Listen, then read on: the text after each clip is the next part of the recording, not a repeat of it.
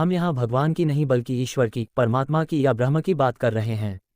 वर्तमान में लोग भगवान शब्द को ईश्वर से जोड़ते हैं, इसीलिए हमने हेडिंग में भगवान रखा। कोई मनुष्य देवता या भगवान बन सकता है लेकिन ईश्वर या परमात्मा नहीं। वेद कहते हैं कि ईश्वर अजन्मा, अप्रकट और निराकार है।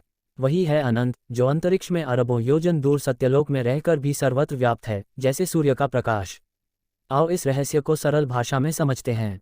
इसे समझने के लिए आपको पहले बेसिक 5 पॉइंट को समझना होगा, फिर आपको ईश्वर की लोकेशन का ज्ञान होगा। इन बेसिक को याद रखेंगे तो पता चल जाएगा कि ईश्वर कहाँ विराजमान है। 1. गीता में कहा गया है कि यह सृष्टि उल्टे वृक्ष की भांति है। मतलब यह कि इस ब्रह्मांड में बीज ऊपर है और उसके फल नीचे लगे हुए हैं। ये संपूर्ण तारे, ग्रह और नक्षत्र, पशु, पक्षी, मनुष्य आदि फल हैं। जहाँ से बीज उत्पन्न हुआ वहीं पर ईश्वर मौजूद है। मतलब यह कि सृष्टि के 2 छोर हैं, एक छोर पर बीज और दूसरे छोर पर फल। मतलब यह कि इसके एक छोर पर ब्रह्मांड है और दूसरे छोर पर ब्रह्म ईश्वर। 2. मनुष्य का शरीर भी एक उल्टे वृक्ष की भांति ही है। मस्तिष्क एक बीज का खोल है। इसमें जहाँ सिर की चोटी है वहीं पर बीज स्थित है, अर्थात जिसे सहस्रार चक्र कहते हैं। इस मस्तिष्क के भीतर एकदम सेंटर में आत्मा का निवास होता है। मतलब इस शरीर के 2 छोर हैं, एक छोर पर सहस्रार और दूसरे छोर पर मूलाधार चक्र। बीच में अनाहत चक्र है। 3. इस ब्रह्मांड में विज्ञान के अनुसार ग्रह, नक्षत्र और कई आकाश गंगाएं, गैलेक्सी हैं। लेकिन हिंदू धर्म ने इस ब्रह्मांड को 3 भागों में विभाजित किया है। 1. कृतक त्रैलोक्य, 2. महरलोक और 3. अकृतक त्रैलोक्य। इन्हें ही वेदों में 5 कोशों वाली सृष्टि कहा गया है, जड़, प्राण, मन, बुद्धि और आनंद। तारांकन कृतक त्रैलोक्य के 3 भाग हैं, भूलोक, भुवरलोक, स्वलोक। ये तीनों नश्वर हैं। इसकी एक निश्चित आयु है। जितनी दूर तक सूर्य, चंद्रमा आदि का प्रकाश जाता है वह भूलोक और सूर्य के बीच के स्थान को भुवरलोक कहते हैं। इसमें सभी ग्रह नक्षत्रों का मंडल है। इसके बाद सूर्य और ध्रुव के बीच जो 14 लाख योजन का अंतर है उसे स्वलोक या स्वर्गलोक कहते हैं। इसी के बीच में सप्तर्षि का मंडल है और ध्रुवलोक स्थित है। महरलोक कृतक त्रैलोक्य में स्थित ध्रुवलोक से 1 करोड़ योजन ऊपर महरलोक है। कृतक और अकृतक लोक के बीच स्थित है महरलोक, जो कल्प के अंत की प्रलय में केवल जनशून्य हो जाता है लेकिन नष्ट नहीं होता। इसीलिए इसे कृतकाकृतक भी लोक कहते हैं। अकृतक त्रैलोक्य, कृतक और महरलोक के बाद जन, तप और सत्य लोक तीनों अकृतक लोक कहलाते हैं। अकृतक त्रैलोक्य अर्थात जो नश्वर नहीं है, अनश्वर है। महरलोक से 20 करोड़ योजन ऊपर जनलोक है। जनलोक से 8 करोड़ योजन ऊपर तपलोक है। तपलोक से 12 करोड़ योजन ऊपर सत्यलोक है। 4. हिंदू धर्म में सृष्टि उत्पत्ति का क्रम इस प्रकार बताया गया है। उस अनंत ईश्वर से महत की उत्पत्ति हुई। महत से अंधकार जन्मा, अंधकार से आकाश, आकाश से वायु, वायु से अग्नि, अग्नि से जल, जल से पृथ्वी, पृथ्वी से औषधि, औषधियों से अन्न, अन्न से वीर्य, वीर्य से पुरुष अर्थात शरीर उत्पन्न हुआ। पुरुष का अर्थ यहाँ मनुष्य या इंसान नहीं बल्कि जो भी शरीरधारी है। 5. हिंदू धर्म में काल अर्थात समय की धारणा बहुत ही वैज्ञानिक है। एक त्रिसरेणु से लेकर एक क्षण तक, एक क्षण से लेकर दंड तक, दंड से लेकर मुहूर्त और मुहूर्त से लेकर प्रहर, प्रहर से लेकर दिवस तक, दिवस से लेकर पक्ष, 2 पक्ष का 1 माह, 2 माह की 1 ऋतु, 6 माह का 1 अयन, 2 अयन का 1 वर्ष, 1 वर्ष का देवताओं का 1 दिन, देवताओं के 12,000 वर्ष का 1 महायुग, 71 महायुग का 1 मनवंतर, 14 मनवंतर का 1 कल्प, 1 कल्प अर्थात ब्रह्मा का 1 दिन, इतनी ही 1 रात, मतलब 2 कल्पों की उनके दिन और रात मिलाकर 1 अहोरात्र पूर्ण होती है। इसी तरह महाविष्णु और शिव के समय की कल्पना करना मुश्किल है। अब बात करते हैं कि ईश्वर कहाँ रहता है। यदि आप उपरोक्त लिखा नहीं समझे तो कोई बात नहीं। यह क्यों लिखा, यह आपको आगे समझ में आ जाएगा। आपने भौतिक और गणित विज्ञान में आयाम अर्थात डायमेंशन के बारे में पढ़ा ही होगा। वैज्ञानिक कहते हैं कि ब्रह्मांड में 10 आयाम हो सकते हैं, लेकिन मोटे तौर पर हमारा ब्रह्मांड त्रिआयामी है।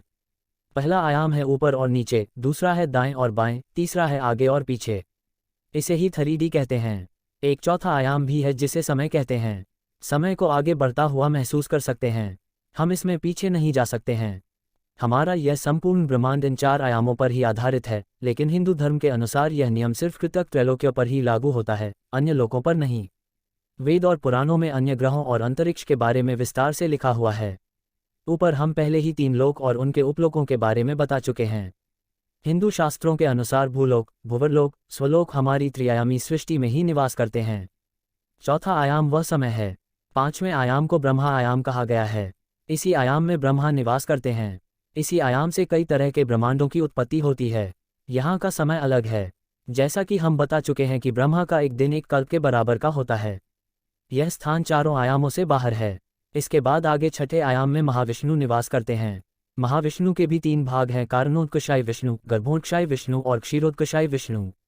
इसमें कारणोत्कर्षाय अर्थात महाविष्णु तत्वादि का निर्माण करते हैं, जिससे इन 5 आयामों का निर्माण होता है। इसे ही महत कहा जाता है, और जिनके उदर में समस्त ब्रह्मांड हैं तथा प्रत्येक श्वास चक्र के साथ ब्रह्मांड प्रकट तथा विनष्ट होते रहते हैं। दूसरे गर्भोत्कर्षाय विष्णु से ही ब्रह्मा का जन्म होता है, जो प्रत्येक ब्रह्मांड में प्रविष्ट करके उसमें जीवन प्रदान करते हैं तथा जिनके नाभि कमल से ब्रह्मा उत्पन्न हुए।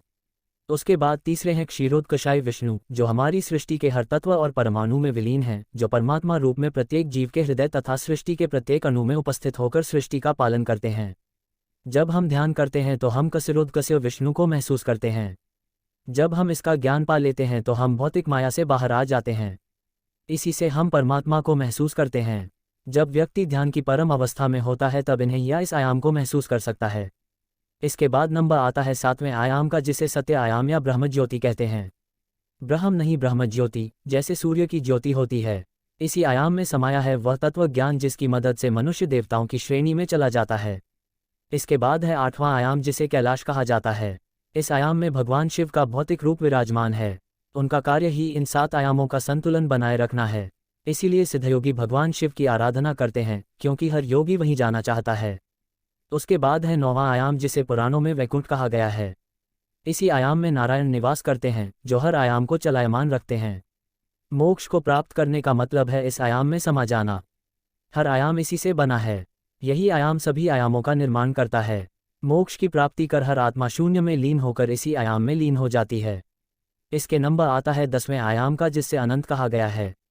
हमने आपको ऊपर चौथे पॉइंट में बताया था कि अनंत से ही महत और महत से ही अंधकार, अंधकार से ही आकाश की उत्पत्ति हुई है। यह अनंत ही परम सत्ता परमेश्वर अर्थात परमात्मा, ईश्वर या ब्रह्म है। संपूर्ण जगत की उत्पत्ति इसी ब्रह्म से हुई है और संपूर्ण जगत ब्रह्मा, विष्णु, शिव सहित इस ब्रह्म में ही लीन हो जाता है। यह एक जगह प्रकाश रूप में स्थिर रहकर भी सर्वत्र व्याप्त है। यही सनातन सत्य है, जिसमें वेदों के अनुसार 64 प्रकार के आयाम समाये हुए हैं। क्यों नहीं पहुंच सकता मनुष्य वहां? इस ब्रह्मांड में तपलोक से 12 करोड़ योजन ऊपर सत्यलोक है। उसके पार अनंत ब्रह्म है। वहां मनुष्य किसी यान के द्वारा नहीं पहुंच सकता, क्योंकि वह 10वां आयाम है। मनुष्य की क्षमता 4 आयामों में ही विचरण करने की है। वहां सिर्फ योग की शक्ति से मोक्ष प्राप्त करने के बाद ही जाया जा सकता है। कोई शरीरधारी वहां नहीं जा सकता। दूसरा यह कि वह ब्रह्म सर्वत्र व्याप्त है, उसी तरह जिस तरह की सूर्य का प्रकाश सभी दिशाओं में व्याप्त है। वह दूर से भी दूर है और पास से भी पास है। वह सभी की आत्मा होकर भी सभी से अलग परमात्मा है। उसी के बल से सभी में बल है। उसी की शक्ति के कारण सभी में शक्ति है। उसी की ऊर्जा के कारण सभी में ऊर्जा है। वेब दुनिया पर पढ़ें।